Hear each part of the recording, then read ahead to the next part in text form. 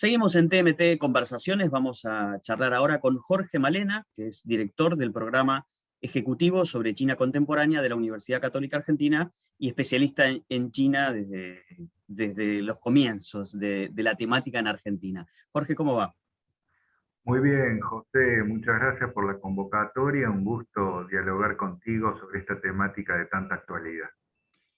Jorge, ¿qué características tiene hoy el desarrollo chino, ¿no? Porque ha ido como evolucionando muy rápido a lo largo de las décadas y me da la impresión de que ha ido cambiando esa industrialización acelerada en algún momento a tecnología de punta y con transformaciones en lo que tiene que ver con la propia sociedad china, con su incluso sistema político.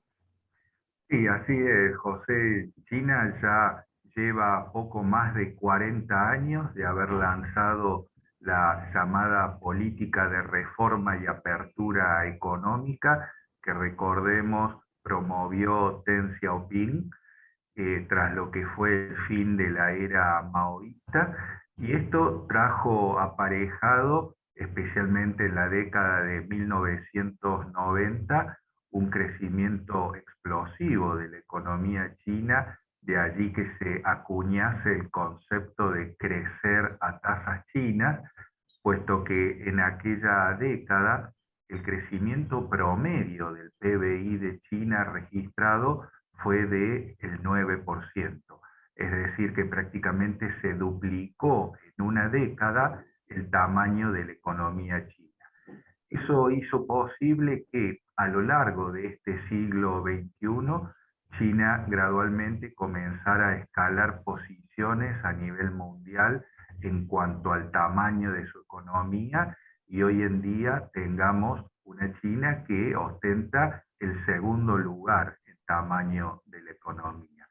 No obstante, como vos mencionaste, China ha experimentado una serie de etapas a lo largo de este proceso, y es una realidad que luego de lo que fue en los años 2008 y 2009 la crisis financiera centrada en América del Norte y en Europa Occidental, esta tuvo un impacto en la economía china, y por lo tanto en la última década lo que se observa es un cambio en la estrategia de crecimiento chino, dado que ya no es tanto una economía exodirigida, que básicamente depende de sus exportaciones y de la llegada de inversión extranjera, sino que por el contrario ahora China tiene como motor de crecimiento el consumo interno, y a su vez el país se ha convertido en un importante inversor en el exterior.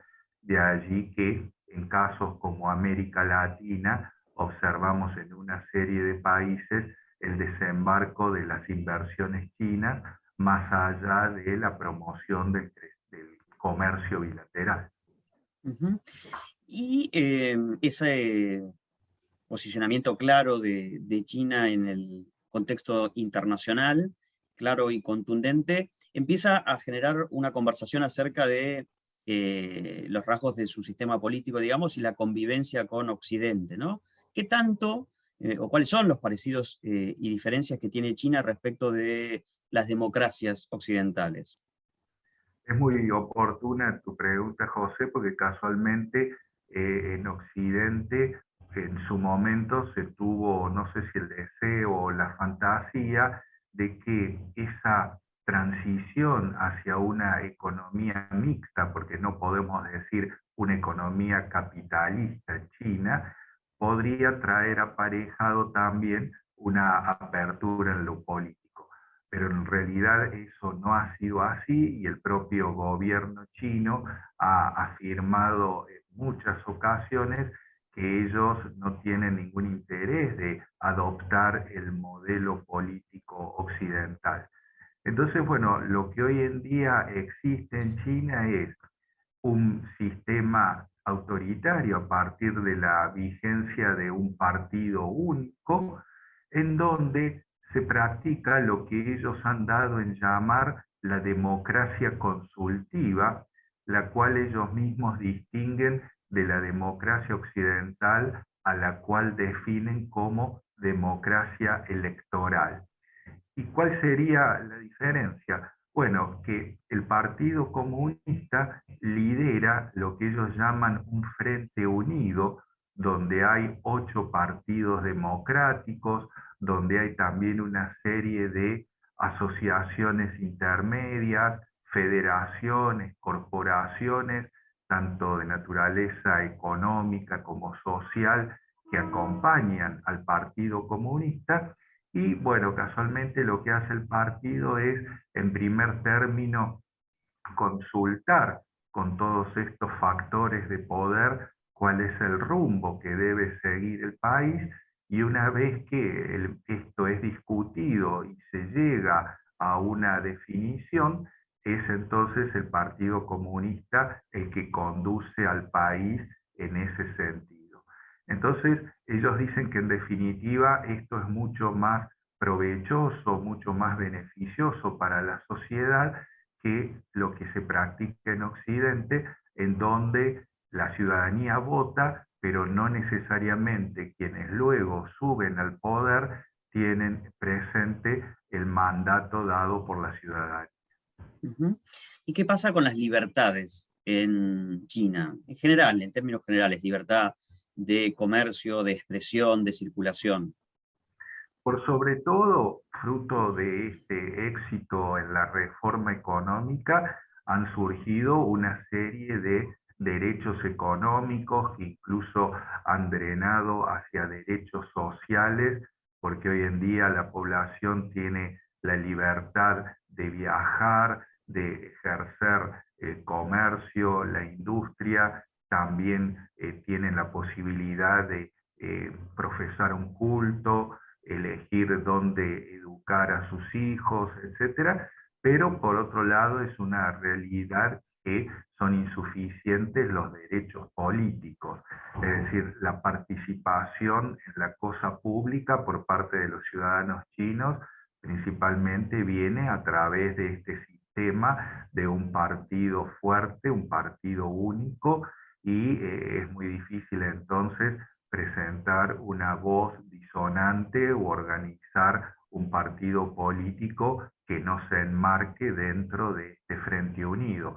Es más, a aquel que critica el estado de cosas en China se lo acusa de atentar contra la seguridad del Estado, lo cual evidencia entonces la intolerancia en materia política que existe. Ujú. Y en este contexto, Jorge, que vos estás describiendo, un país como la Argentina, digamos, en el ámbito de América Latina, obviamente, eh, ¿cómo puede relacionarse, cómo puede insertarse en ese mundo de dos potencias con las dos tiene relación Argentina? Por lo tanto, optar pareciera que no es una elección y tampoco una elección inteligente. ¿Qué cosas debiera hacer la Argentina? ¿Las está haciendo? ¿Hay algún modelo interesante a considerar? Bueno, en principio es una realidad que China crecientemente se ha convertido no solo en un importante socio comercial e inversor extranjero, sino también en un socio estratégico de la gran mayoría de los países de América Latina y el Caribe. Esto entonces, como mencionás, trae aparejado para la mayor parte de los gobiernos el dilema de optar o por lo menos considerar hacia dónde inclinarse, habida cuenta esta tensión estratégica que existe entre Washington y Beijing. Lo que yo he propuesto en muchas conferencias, entrevistas como estas e incluso artículos, es la práctica de una equidistancia en el sentido de no necesariamente alinearse detrás de una potencia en particular. Y en cierta medida, por lo que observamos, por lo actuado en el último año y medio del actual gobierno argentino, se estaría ejerciendo algo en este sentido. No olvidemos que en lo económico, que quizás es lo que más interesa a todos, existe una peculiaridad. Para nuestro país, Estados Unidos es muy importante en materia financiera, es decir, aquello que tiene que ver con nuestra deuda externa. Pero por otra parte, China es muy importante para la Argentina en lo que hace al intercambio comercial y a las inversiones. Entonces, obviamente, ningún gobierno argentino, tenga la orientación política que tenga, va a poder descuidar estos detalles. Ujú. Claramente es necesario seguir estudiando sobre el fenómeno chino, que además va rápido, por lo tanto, además hay una necesidad de actualización permanente. Y por otro lado, China nos ha quedado geográficamente y culturalmente también lejos, digamos, tradicionalmente. La pregunta sería, ¿cómo empezar a estudiar? ¿Dónde? En el sentido de en qué ámbitos y desde cuándo. Alguna vez recuerdo que me mencionaste en otra entrevista la necesidad de empezar temprano, ¿no? De joven, si se quiere, a estudiar China. Bien, afortunadamente existen ya, tanto en universidades privadas como públicas de nuestro país, estudios específicos sobre China. En el ámbito de las universidades públicas tenemos tanto en la Universidad Nacional de La Plata como en la Universidad Nacional de Lanús especializaciones, es decir, lo que sería el primer nivel de una carrera de posgrado sobre China. Y en el ámbito de la universidad privada, contamos en la Universidad Católica Argentina con lo que llamamos el Programa Ejecutivo en China Contemporánea, que casualmente se desarrolla en el segundo semestre de cada año, es de 3 meses y medio de duración, donde tocamos la historia, la sociedad, la cultura, el arte, la economía, la política exterior de China. Incluso hemos presentado en la UCA ante la CONEAU un proyecto de especialización, también una carrera de posgrado que estimamos será aprobada en el transcurso de este año y que por lo tanto a partir del 2022 ya será una realidad. Jorge, muchas gracias.